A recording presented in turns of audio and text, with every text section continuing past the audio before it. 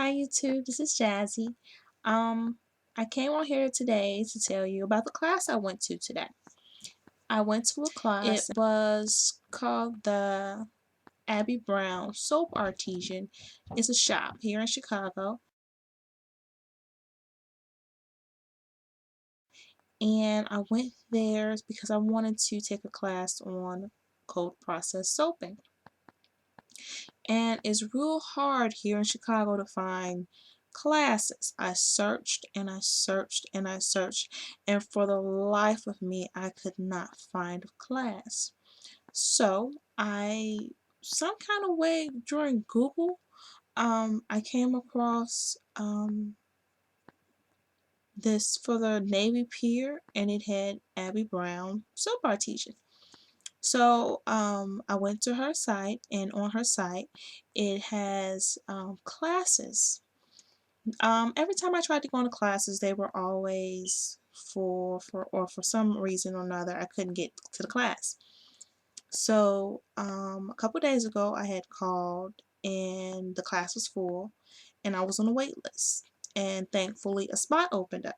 So I went there today, and I really enjoyed the class. We um, went through the safety precautions, and that was one of the reasons why I wanted to take the class, was because I wanted to be aware of the ins and outs of soap making.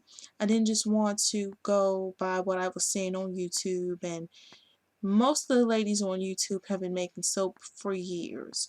So I didn't just want to go through going by what I see on them, what they're doing.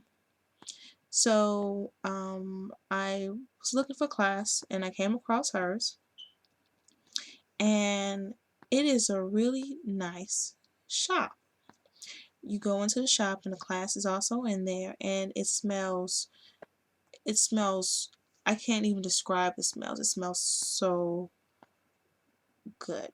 When you walk in, you smell all the different scents and how they blend together. It smells so good.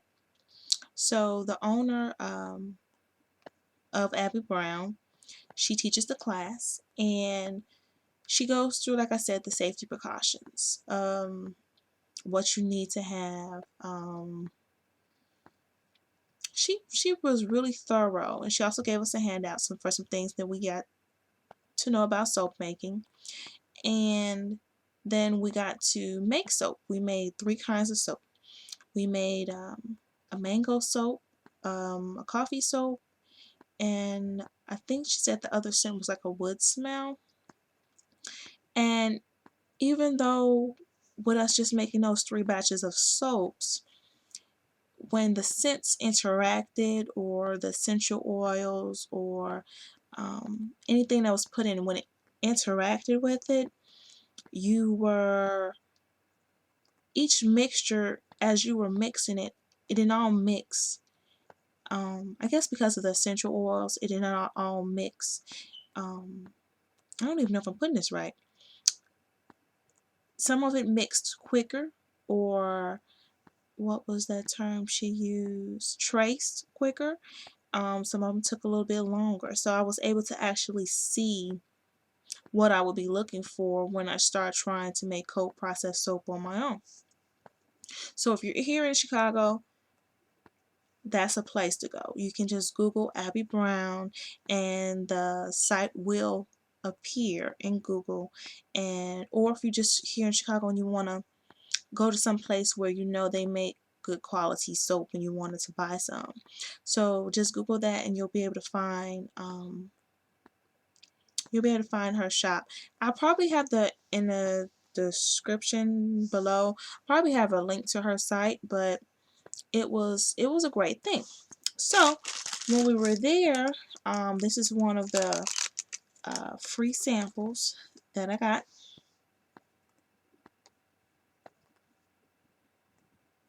And like she was telling us, she only deals with one color in her shop, and that's in frame. That's this, like this blue color. All the rest of her soaps looks like that. Now there might be infused with something or something she might add to, and when she adds it, it adds a color to it. But like colorants, blue is the only colorant if she adds it, and everything else is mixed. If it comes up with a color, it's because of what's added into it. Like if you add paprika or coffee grounds or something like that, it'll leave a color. And then because we made the 3 soaps, we were able to choose which one of those 3 soaps that we had made, which ones that, we could choose one that we wanted to take with us. So this is the soap that I chose. Right there. And see how thick this soap is? This one is the mango. And I mean, when I was making this soap, oh my gosh. It still smells so good. I had my sister smell it. I had my little cousin smell it. My niece smelled it. And she's only one. And she just, after she smelled it, she wanted to smell it again. It smells that good. I also had two other kids smell it, and they was like, oh, it smells so good. And so that's the one I took with me, because I was like, oh, I have to. And she was also, in this class, she also went over, even after we made it, I haven't heard anyone on YouTube ever say that, I could have just missed it. I'm not going to say ever. Just me personally, my opinion, that I haven't heard anyone say that after even when you mix the soap up and you cover it and you put it in the container or the mold that you're going to put it in, and that is sitting for 48 hours, I guess it depends on the recipe you use. But I've never heard anybody really say that after you pour it into the mold, it goes through a process where it gets hot, it cools down, gets hot again, and it cools down. Because from the little time that we had made the very first batch of soap, when we finished with, by the time we got to the 3rd batch of soap, the first batch, when she unstacked it from her where she puts it at, we went back to fill it. It was hot. It had started to get hot.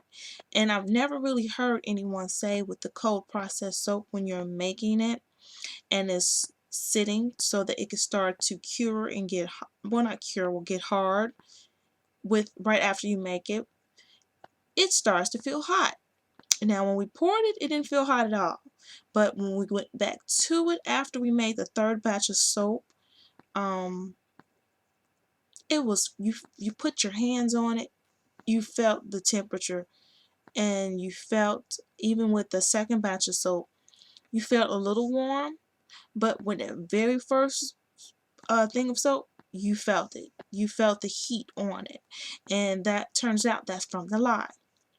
I wouldn't have known that if I was to just start making it. Some things you don't know. I'm still going to get a book though. So if anybody know of any good soap making books, just put in the comment section just to let me know, because I am just getting started. And so, if you're here in Chicago and you just want to know, start getting into making soaps naturally, just check her out and you'll really enjoy the class. She has other classes also, but for a beginning soaper, I would definitely say it's a nice class to take to, and it's very informative. Because what you want to do, you want to know the background behind soap, and you want to know what precautions to take, because she was telling us of someone who, even though she had been making soap a long time, she didn't have her goggles on, and she had got lye close to her eye. It didn't get it in her eye because she wore glasses, but she got like right in the inside of the lid of the eye, because it splashed and it splashed over. So, even people that have been making soap a long time can make mistakes. So, with me beginning, I need to know what I need to know to make sure that I don't get that kind of, let that happen to me. So I'm going to end this video because it's already getting 10 minutes. And I think I'm going to do another video after this. But it's going to be a review on something else. So check it out. And I will be back soon. Alright, bye.